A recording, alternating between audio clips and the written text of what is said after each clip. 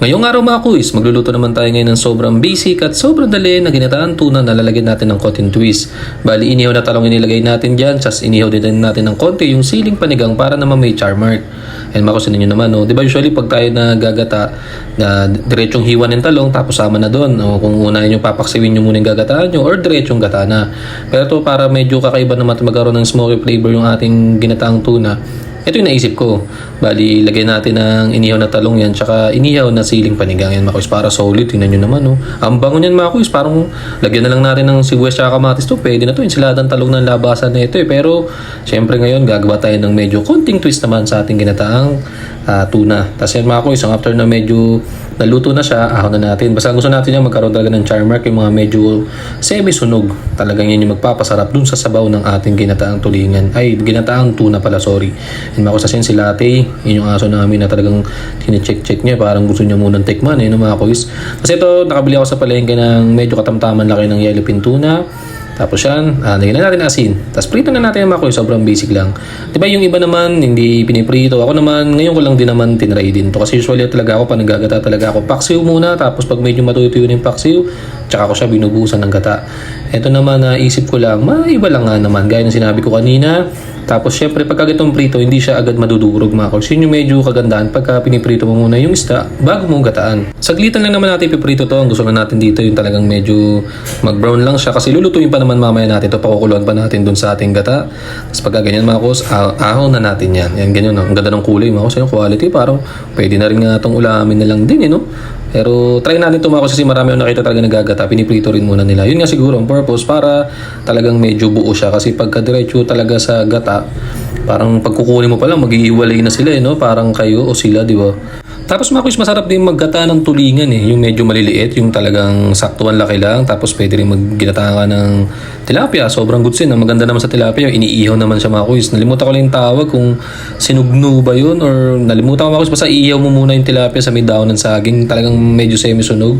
Tapos gagataan mo. Ang sarap din yun mga kuis. Kasi ito, babalatan na natin mga kuis. Kasi si Kay Jester, ewan ko kung sino yung gusto niyang ibatiin. Talagang tingin ko sa kanya gutom na rin siya, kaya nandito siya, nagpatulong na rin ako dyan sa kanya mga kuis magbalat.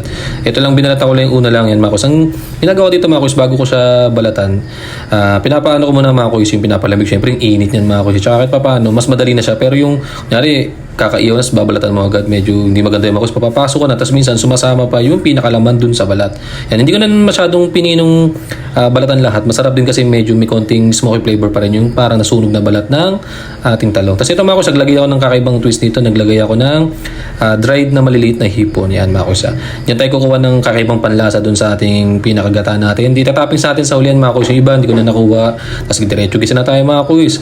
Naggisa tayo ng sibuyas at bawang dyan. Yung nasa ilalim yan, hindi pa total sunog yung mokos, kakaskasin natin yan. Pagkalagay natin ng kamatis yan, malilinis natin ilalim na yan. Hindi yan mapait, sayang yan. Nandiyan yung lasa ng isda na pinirito natin kanina. Ang gusto natin dito, maluto ng maayos yung ating kamatis para naman talagang lumasa-lasa ng medyo asim-asim yan mga kuis. Yan ang masarap sa gata mga kuis pag may kamatis. Pero iba, hindi naman talagay ng kamatis, pero tayo try natin mga kuis. Walang problema, iba pa nagata, hindi nagigisa tayo, try natin magisa. Para maiba. Tapos ito, naglalagay talaga ako ng suka pagkata kasi nga syempre makakatulong sa iwas paano siya mga kuis, tsaka kahit pa paano dagdag acidity sa pagkain kasi maganda talaga pag may acidity yung nilalagay mo sa pagkain, balance mga kuis. Naglagay lang din tayo ng paminta doon. Tapos ito, nilagay na natin mga kuis, inassemble na natin yan. Inassemble natin ng talagang hindi sila magkakapatong para naman di tayo mahirapan pag kinuha natin mamaya. Ito yung mga kuis, ang ganda na yung tsura, no? Tapos ilalagay na rin natin yung inihaw na talong dyan para lumasa na rin mamaya dyan yung pagka-smoky flavor nyan. Ang sarap nyan mga kuis, promise. I-try nyo yung ganitong mga gata mga kuis, promise, ang sarap. Tapos, ayan, yung inihaw natin siling panigang, sobrang solid mga kuis, may pampapugi yan, sarap, gagana ka talaga sa kanin yan. Tapos, walang pechay, walang mustasa. Nagtry ako ng talbos ng kamote mga kuis. Try nyo rin to. Ngayon ko lang titinry kasi usually pechay tsaka mustasa nilalagay ko. Walang available. Kung anong meron available tayo dito sa mga bakuran mga kuis, pwede na yan. Naglagay tayo ng purong gata dyan. Hindi tayo naglalagay ng pangalawang gata mga kuis. Solid na agad na puno. Yung pinaka unang gata para naman mga kuis. Tapos lagyan na tayo ng konting-konti, nilinis lang natin yung ating lagayin do para masimutin yung ating organic na gata. Tapos ito, sa uli nung maluluto na, pinatong ko na or tinapings ko na dyan yung ating dilis na hipon ng tawag ko dyan. Nalimutan ko na mga kuis. Kayo na lang ang mag-decide ko ng tawag dyan. Ayun mga kuis. Tapos ito, tikman na natin mga kuis.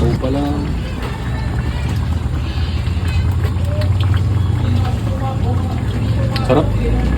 Ating talong. Nauso tayo konti tayo. Talong. Ano?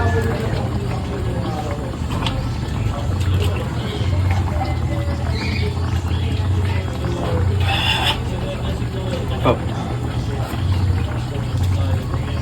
Laglag.